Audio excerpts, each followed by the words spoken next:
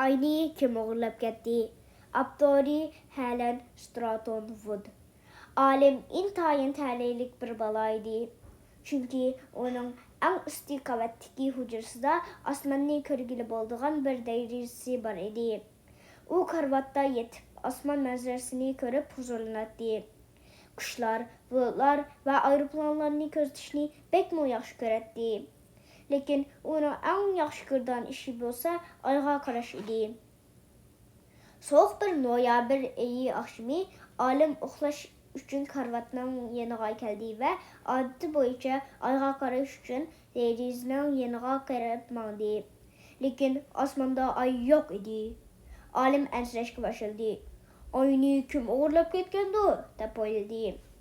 U bog'chaga tushib kecha hayvonlardan so'ramoqchi bo'ldi.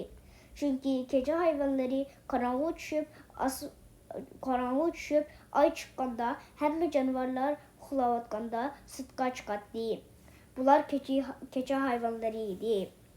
Qizil ko'zlük daraxt boqisi, chumulxo'r, bo'g'im yılan, siyah beliq, parang, qora yelpizi, kivi qushi, taxta choshqon. Olim avval bir kirpini ko'rdi.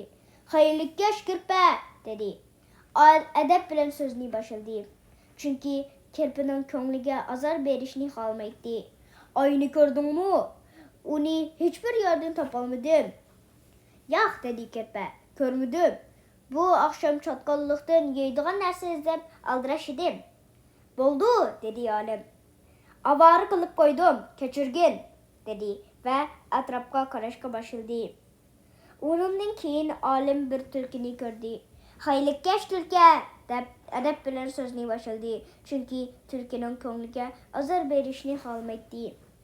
"Ayni ko'rdingmi? Uni hech bir yerdan topolmadim."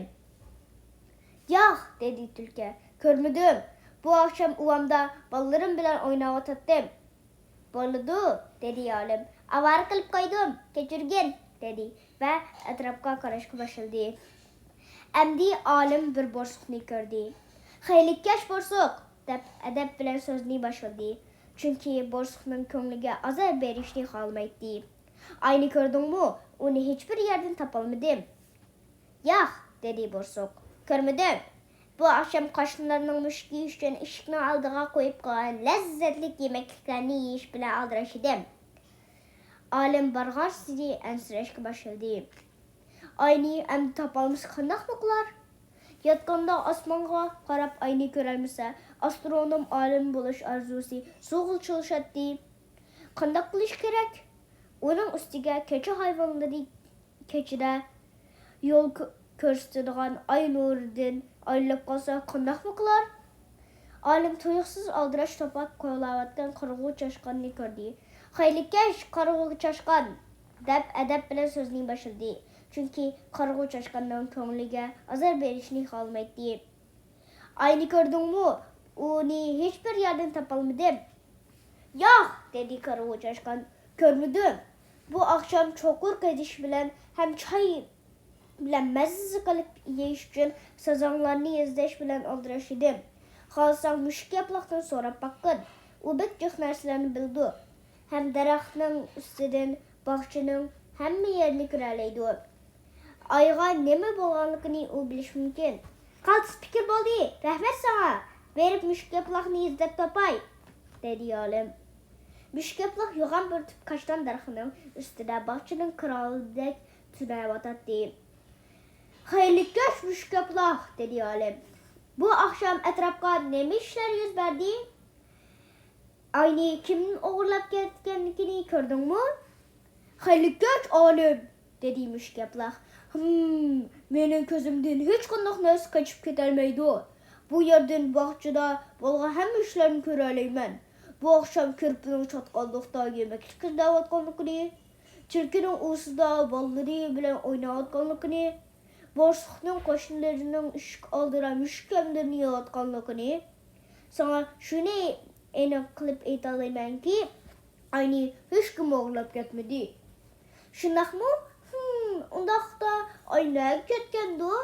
Bu oqshom uni hech bir yerda ko'rolmadim", dedi olim. "Osmonga qarab boqqin. Acaba yulduz ko'rdingmi?" deb so'radi mushuklar. Yo'q, ko'rolmadim, dedi olim.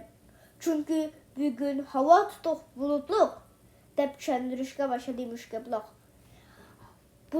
Havo bulutliq bo'lgan kunlarda ay va yulduzlar bulutlarning keyniga yashirinib oldi. Lekin bulutlar tarqalishi bilan qayta maydonga chiqdi. Rostmi? deb so'radi olim. Chunki u shuncha yo'g'on ayning bulutlarning keyniga yashirinib olganligini faqatla ishonmagan edi. Shundoq, dedi mushuklar. Erta kechda karutingda yetib derizangdan qarsang, ayni qaytib ko'ralaysan. Olim uyga qaytib karutida yotdi. Mushuklar deganlarga qoyil bo'lmaganligi uchun ansirab uxlayolmadi. Ertasi kechda uxlash uchun baldurlar hujrasiga chiqdi. Mushuklarning deganlari to'g'ri yoki emasligini bilish uchun bekmi oldirdi. Chiroqni o'chirib karutida yotdi. Derizdan osmonga qaradi. Ay butun haybati bilan osmonda edi. Yo'g'on parqaroq oppoq aydin nuri bilan julolanib turardi. Olim endi rohat bir nafas oldi va shirin tushga g'arq bo'ldi. Tushida astronom olim bo'lib, oyga chiqqanligini ko'rdi.